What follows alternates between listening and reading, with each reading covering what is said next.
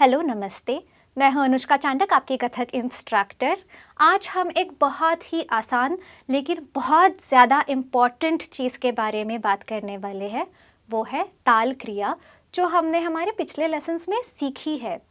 कई बार कमेंट्स में या फिर जब मैं लोगों से मिलती हूँ तब ये बहुत सुनने में आता है कि आप कथक वाले हाथ से क्या करते रहते हैं, हमें तो कुछ समझ में नहीं आता।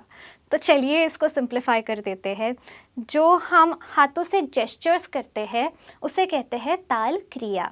हाथों के जेस्चर्स के द्वारा जब आप किसी ताल को गिनते हैं तो उस क्रिया को कहते हैं ताल क्रिया।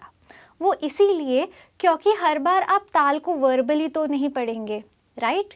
क्योंकि किसी भी ताल की जो कॉम्पोजिशन है वो उसकी साइकिल को ध्यान में रखकर उसमें बिठाई जाती है, बनाई जाती है, राइट? तो आप जो पठन करते हैं वो मोस्टली उस कॉम्पोजिशन की होती है, ताल की नहीं, राइट?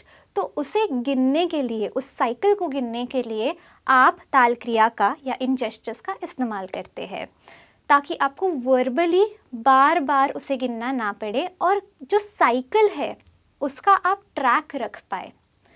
अब दूसरा जो क्वेश्चन है वो ये है कि ऐसे तो आप उंगलियों पे ऐसे ऐसे भी गिन सकते हैं नॉर्मली, तो वो क्यों नहीं करते? तो बहुत बेसिक कॉमन सेंस वाली बात ये है कि हमारी 10 उंगलियां हैं और कई सारे ताल ऐसे हैं जो 10 बीट या 10 मात्रा से ऊपर है, तो उनका आप क्या करेंगे, राइट? सो बहुत बेसिक एक्सप्लेनेशन है वो। दूसरी चीज़ ये है कि मान लीजिए हम त्रिताल अगर लेंगे तो वो एक 16 मात्रा का ताल है, लेकिन इज़ दैट इट, उसकी आइडेंटिटी सिर्फ उतनी नहीं है कि वो 16 बीट्स वाला ताल है, उसके अंदर 4-4 मात्रा यानी कि 4-4 बीट के 4 सेगमेंट्स है। 4x4 जब होता है तब वो एक्चुअली 16 मात्रा का ताल बनता है। तो जो ये सेगमेंट्स है वो उस ताल का जो कैरेक्टर है उसे डिफाइन करते हैं, इसीलिए उन सेगमेंट्स को दर्शाना बहुत बहुत ही ज़रूरी होता है। इसीलिए भी हम ताल क्रिया का इस्तेमाल करते हैं। अब समझते हैं त्रिताल की द्रुत ताल क्रिया को। तो त्रिताल जनरली ऐसा ताल है जो बहुत ही ज़्यादा पॉपुलर है और वो बहुत स्लो पेस से स्टार्ट होकर डांसर्स उसे बहुत ही ज़्यादा हाई स्पीड तक लेकर जाते हैं नाचते नाचते।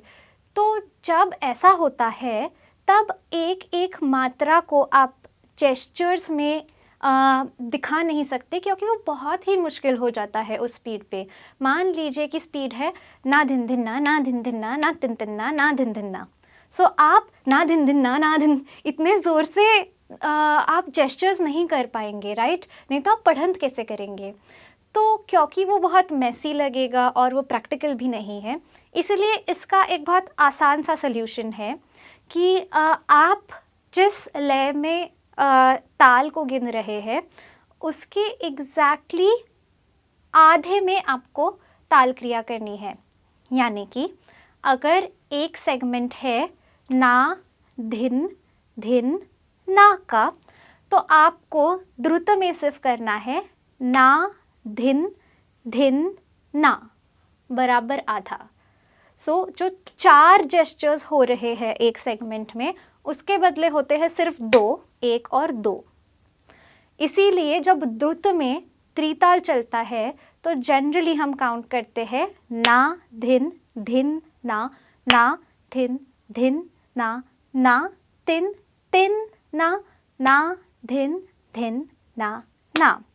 तो जब इसकी स्पीड बढ़ती है तब वो हो जाता है ना धिन धिन ना, ना धिन धिन ना, ना तिन तिन ना, ना धिन धिन ना, ना। Easy. That was class for today. I hope ये एक्सप्लेनेशन आपको सिंपल लगा हो, आपको समझने में आसानी हुई हो।